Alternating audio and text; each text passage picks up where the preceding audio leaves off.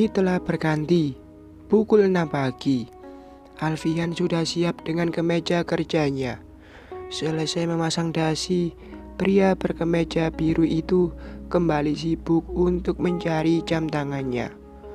Alfian lupa, padahal kemarin baru saja ia pakai. "Raisa, kamu lihat jam tangan aku enggak?"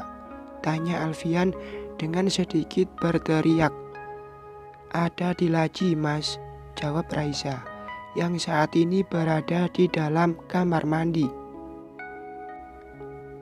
Alfian berjalan menuju laci di meja rias. Dengan segera ia membukanya, dan benar saja, jam tangannya memang berada di laci tersebut. Alfian segera mengambilnya, tetapi tiba-tiba matanya menangkap sebuah obat yang tidak asing baginya. Dengan sedikit ragu, Alfian mengambil obat tersebut, dan setelah ia periksa, ternyata itu pil KB. "Untuk apa Raisa meminum pil ini? Jika aku benar-benar, dia tidak perlu mengkonsumsi obat ini," gumam Alfian.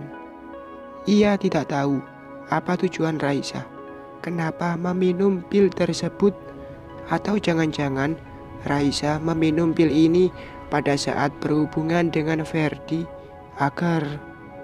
Ucapan Alfian terpotong saat mendengar pintu kamar mandi terbuka.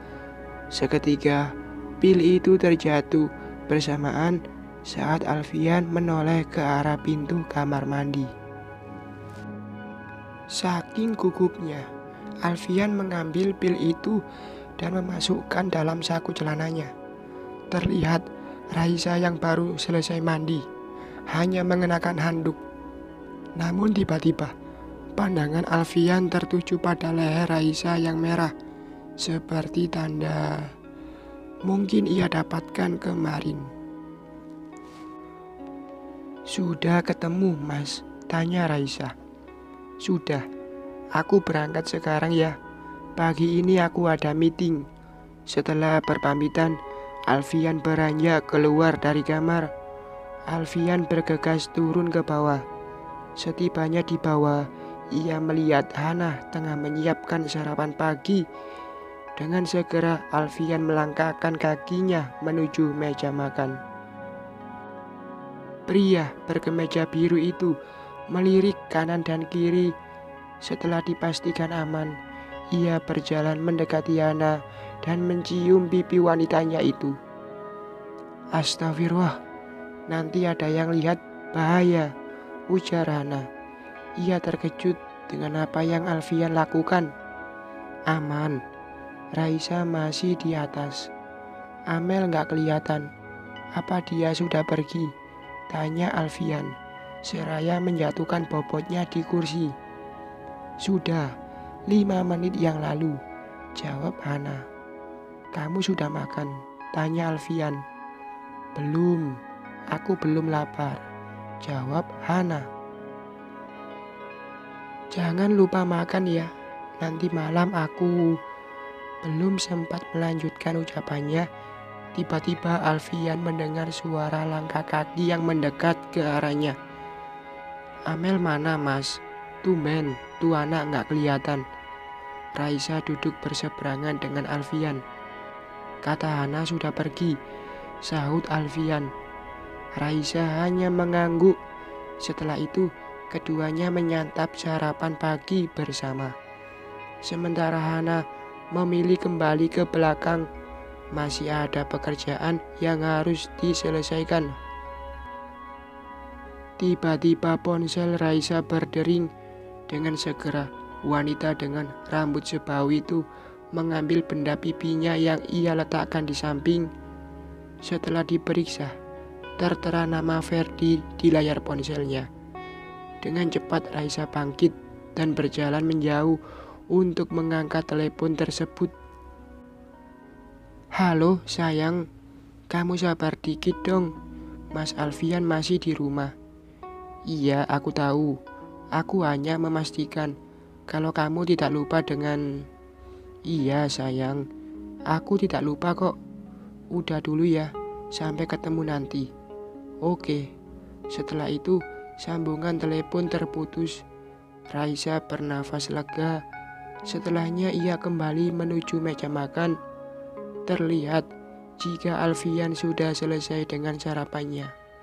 Pria tersebut pun bergegas bersiap-siap untuk berangkat ke kantor. "Siapa yang telepon?" tanya Alfian.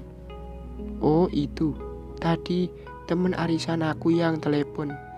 Dustanya. Raut wajah Raisa terlihat begitu gugup. "Oh, ya sudah, aku pergi sekarang," ucap Alfian berpamitan. "Iya mas, hati-hati di jalan." Raisa mencium punggung tangan suaminya. Setelah itu Alfian beranjak pergi. Setelah Alfian pergi, Raisa beranjak menuju kamar untuk bersiap-siap pergi. Dress pendek berwarna merah maron melekat indah di tubuh Raisa. Rambut yang tergerai menambah kecantikannya. Tak lupa ia juga memoles wajahnya dengan make up. Setelah siap, Raisa beranjak turun ke bawah. "Hana, Hana," panggil Raisa. Setelah tiba di lantai bawah, "Iya, Nyonya." Hana berlari kecil menghampiri majikannya itu. "Hari ini aku mau pergi sama teman arisan. Mau ada acara. Nanti kalau Mas Alfian pulang duluan, tolong bilang ya." Jelas Raisa. "Baik, Nyonya," sahut Hana. Setelah itu Raisa beranjak keluar dari rumah. Terlihat jika mobil Ferdi sudah menunggunya di depan gerbang. Lagi-lagi Raisa berbohong. Wanita berambut sebau itu benar-benar sudah dibutakan oleh cinta dan juga nafsu. Raisa sama sekali sudah tidak peduli dengan pernikahannya. Pantas saja Mas Alfian milih nikah lagi. Wong istrinya saja seperti itu. Gumam Hana. Ia merasa kasihan dengan nasib pernikahan Alfian dan Raisa. Sementara itu, saat ini Raisa dan Ferdi sedang dalam perjalanan menuju ke sebuah rumah yang telah Ferdi siapkan untuk Raisa. Dalam perjalanan, pria berkemeja hitam itu memilih untuk fokus menyetir. Sementara Raisa nampak sibuk dengan ponselnya. Entah apa yang tengah wanita itu lakukan. Hanya butuh setengah jam, kini mereka sampai di sebuah rumah berlantai 2 dengan cat berwarna putih. Halaman rumah yang luas membuat Raisa menatap kagum. Senyum terbit menghiasi wajah cantiknya. Setelah itu, mereka berdua bergegas turun dan melangkahkan kakinya ke teras rumah. "Sayang, rumahnya bagus banget," ungkap Raisa yang merasa kagum dengan rumah yang Ferdi siapkan untuknya. "Kamu suka?" tanya Ferdi. Raisa mengangguk dengan penuh semangat. "Makanya aku ingin kamu segera tinggalkan Alfian, lalu kita menikah dan menempati rumah ini," ungkap Ferdi dengan penuh harap. Raisa menatap wajah Ferdi. "Iya sayang, aku tahu. Kamu sabar ya. Aku harus bisa mengambil harta Mas Alfian sebanyak mungkin. Setelah itu baru aku tinggalkan." "Baik sayang, demi kamu aku akan sabar." Ferdi mencium kening Raisa. "Ayo masuk." Ferdi merangkul pundak Raisa dan membawanya masuk ke dalam rumah tersebut. Di kantor, Alfian nampak sibuk dengan tumpukan berkas yang harus ia tanda tangani. Setelah menikah dengan Hana, pria beralis tebal itu tidak mau tahu tentang apa saja yang Raisa lakukan di luar sana. Saat ini, ia memilih fokus untuk istri mudanya itu. Alfian berharap semoga Hana cepat hamil, meski dokter pernah mengatakan jika dirinya.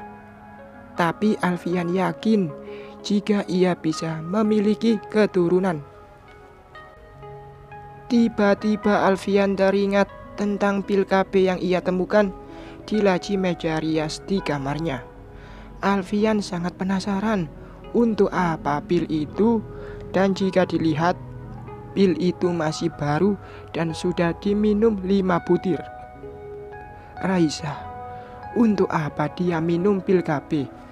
Padahal dia sendiri tahu kalau dokter menyatakan aku. Jadi untuk apa Raisa mengkonsumsi pil itu? Gumam Alfian. Atau jangan-jangan Raisa sengaja agar dia tidak hamil saat berhubungan dengan Ferdi. Raisa benar-benar kelewatan, gumamnya lagi. Rasa benci terhadap Raisa semakin mendalam, terlebih saat mengingat pengkhianatannya. Tiba-tiba saja pintu ruangan diketuk dari luar. Alfian terkesiap dan tersadar dari lamunannya.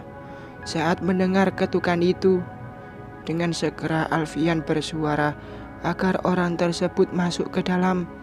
Pintu ruangan terbuka. Seorang wanita berseragam kantor berjalan masuk ke dalam dengan membawa berkas di tangannya.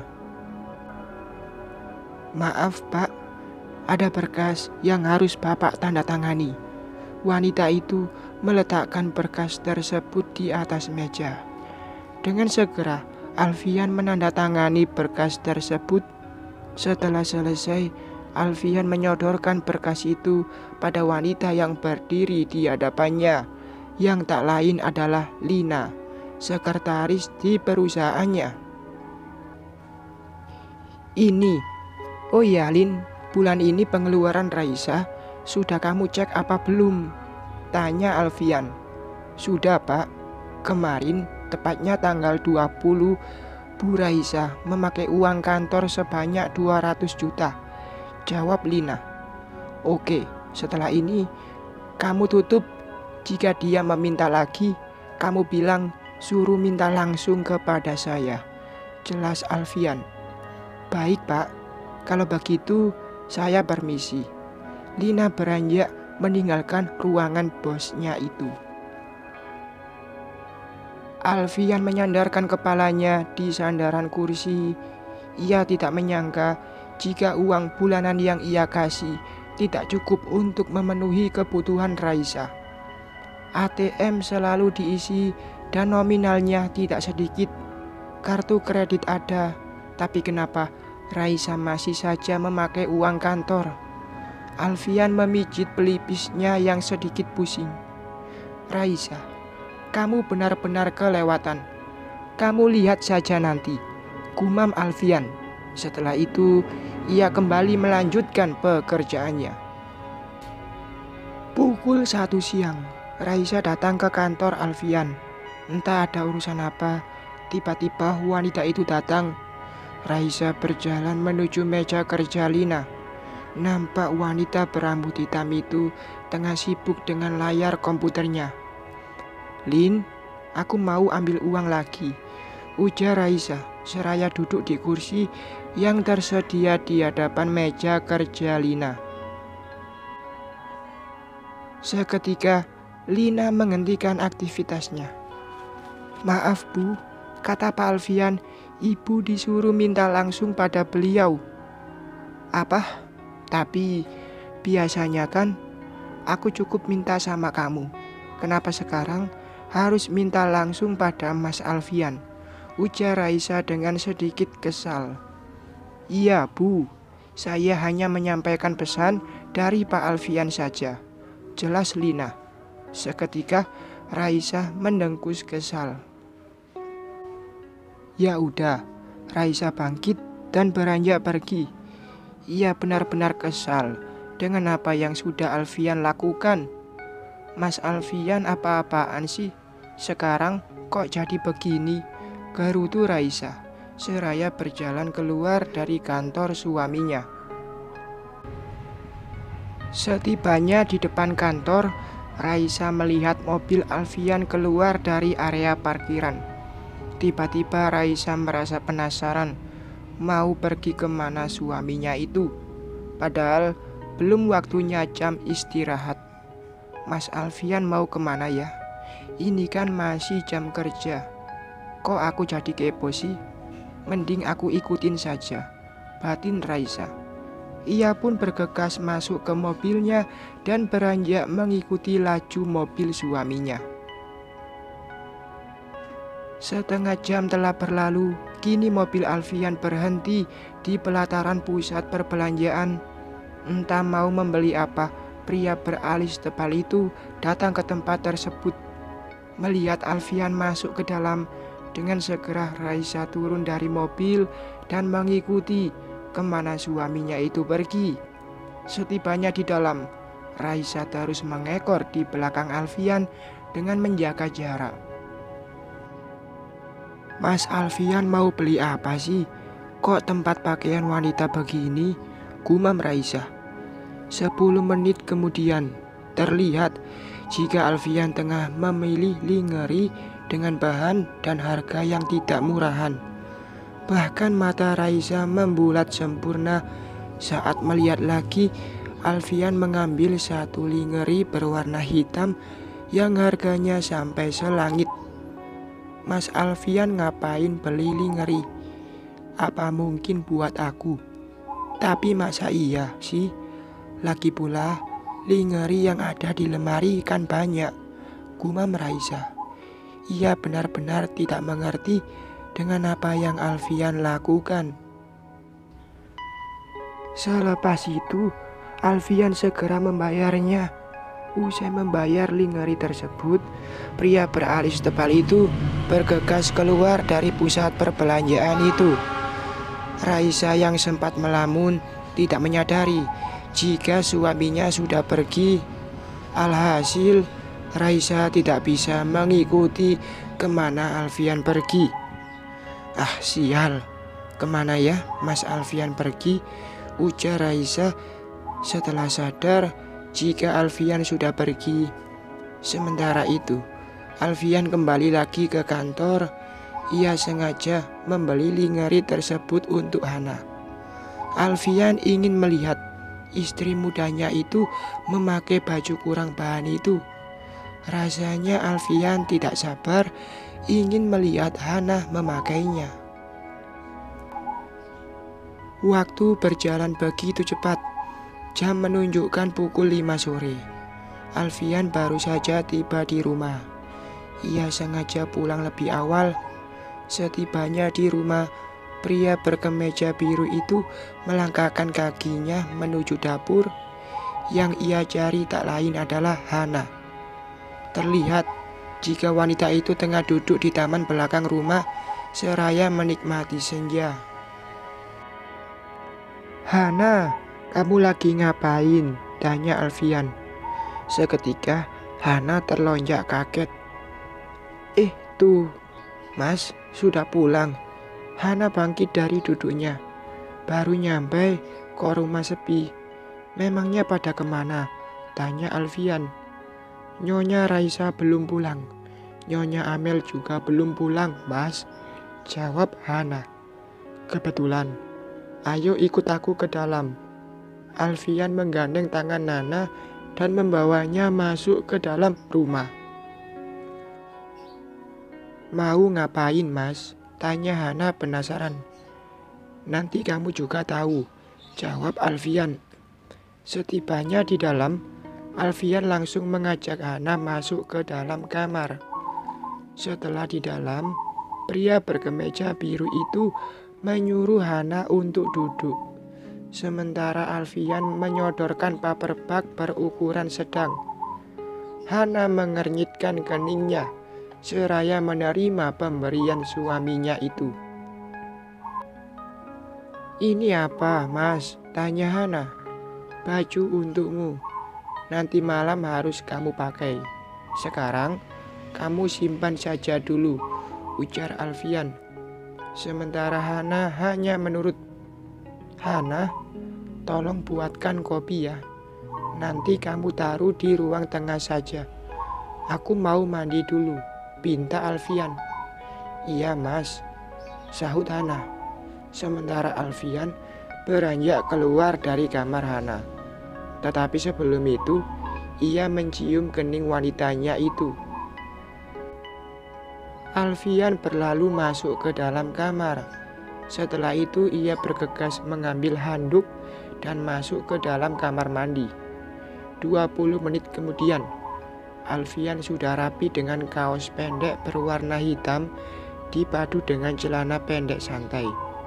Saat Alfian hendak keluar kamar, tiba-tiba Raisa masuk.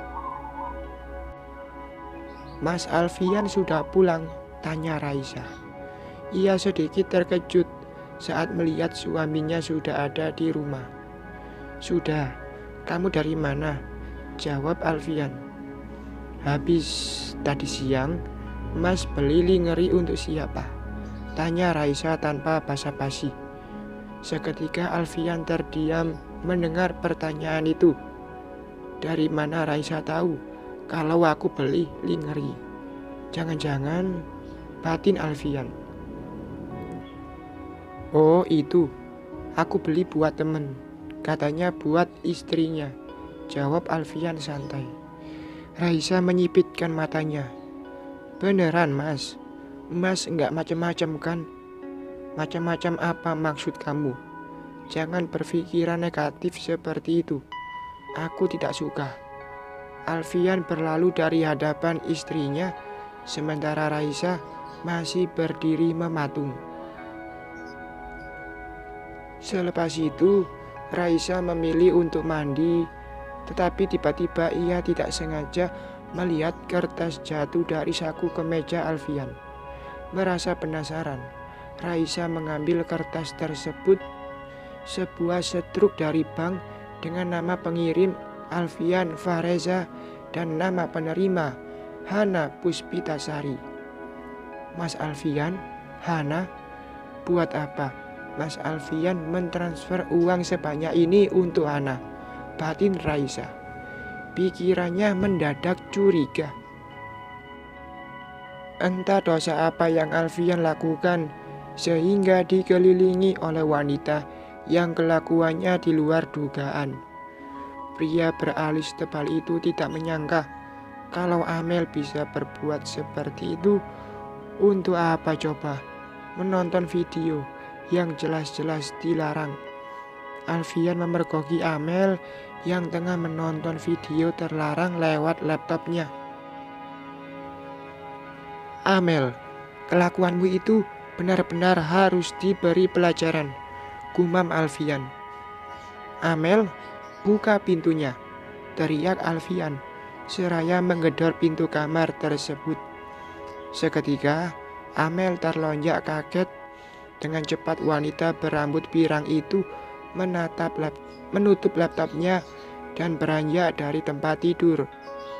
Amel membuka pintu kamarnya dan tanpa permisi Alfian masuk ke dalam dan berjalan menuju ranjang. Ia mengambil laptop milik Amel lalu membukanya.